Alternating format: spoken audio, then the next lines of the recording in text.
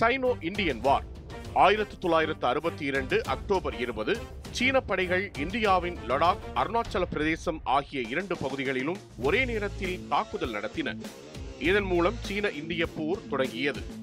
இந்தியாவுக்கும் சீனாவுக்கும் இடையிலான எல்லை பல நூற்றாண்டுகளாக தெளிவாக வரையறுக்கப்படாமலே இருந்து வந்தது. வடக்கில் அச்சை சின் பகுதி, கிழக்கில் மக்மெஹன் கோடு என்பது 1914ஆம் ஆண்டு சிம்லா ஒப்பந்தத்தின் போது வரையப்பட்டது.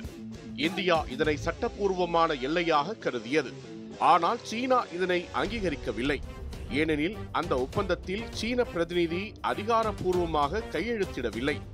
1949இல் கம்யூனிஸ்ட் சீனா உருவான பின்னர் 1950இல் சீனா திபெத்தை ஆக்கிரமித்தது. இந்தியா அதனை எதிர்க்காமல் திபெத்தை சீனாவின் பகுதியாக ஏற்றுக்கொண்டது. அதே சமயத்தில் திபெத்தின் ஆன்மீக தலைவரான தலாய் லாமாவுக்கு இந்தியாவில் அரசியல் அடைக்கலம் அளித்தது. இதனால் சீனா இந்தியா இடையேயான உறவில் விரிசல் ஏற்பட்டது. 1950களில் இரு நாடுகளும் ஹிந்தி சைனி பாய் பாய் என்ற நட்பு வாசகத்தை பயன்படுத்தி நல்லுறவை வெளிப்படுத்தினாலும் எல்லை விவாதம் அதனுள் மறைந்த உள் முரண்பாடாக இருந்தது. 1957இல் சீனா அக்சை சின் வழியாக ஹைவே G219 என்ற ஒரு சாலையை அமைத்தது. இது இந்தியா உரிமை கோரும் பகுதியாக இருந்தது. இதனால் இந்தியா அதிருப்தி அடைந்தது. இதையடுத்து இந்தியா ஃபார்வர்ட் பாலிசி என்ற புதிய பாதுகாப்பு திட்டத்தை வகுத்து எல்லை அருகே சிறு படைத்தளங்களை அமைக்க தொடங்கியது. இந்த சூழலில் லடாக்கின் அக்சை சின் பகுதியிலும் நார்த் ஈஸ்டர்ன் ஃபிரண்டியர் ஏஜென்சி என அப்போது அழைக்கப்பட்ட இன்றைய அருணாச்சல பிரதேச பகுதியிலும் சீன படைகள் தாக்குதல் நடத்தின. அத்தகைய தாக்குதலுக்கு இந்தியா அப்போது தயாராக இல்லை. சீன படைகள் இந்திய படைகளை பின்தள்ளி முழு அக்சை சின் பகுதியையும் கைப்பற்றின.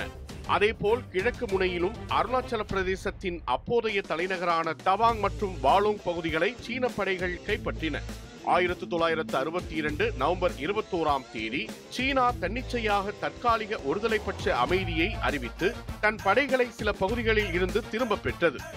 ஆனால் அக்சை சின் பகுதி இன்று வரை சீனாவின் கட்டுப்பாட்டில்தான் உள்ளது. இது பிரிட்டிஷாரிடமிருந்து விடுதலை பெற்று புதிதாக உருவாகியிருந்த சுயாட்சி இந்தியாவுக்கு இது மிகப்பெரிய தோல்வியாக இருந்தது. பிரதமர் ஜவஹர்லால் நேரு கடுமையாக விமர்சிக்கப்பட்டார். இதையடுத்து இந்தியா தனது பாதுகாப்பு அமைப்பை வலுப்படுத்த தொடங்கியது. புதிய ராணுவ தளவாடங்கள், உபகரணங்கள் வாங்கப்பட்டன. எல்லை பாதுகாப்பு அமைப்புகள் உருவாக்கப்பட்டன. இந்தியா சீனா உறவு பனிப்போருக்கு நிகரான நிலைக்கு சென்றது. இரு நாடுகளுக்கும் இடையில் தூதரக உறவுகள் பல ஆண்டுகளுக்கு பாதிக்கப்பட்டன. இவ்வாறு 1962 அக்டோபர் 20ஆம் தேதி தொடங்கிய சீன இந்திய போர் இந்தியாவின் வெளிநாட்டு மற்றும் பாதுகாப்பு கொள்கையில் மிகப்பெரிய மாற்றங்களை கொண்டு வந்த நிகழ்வாக வரலாற்றில் இடம்பெற்றது.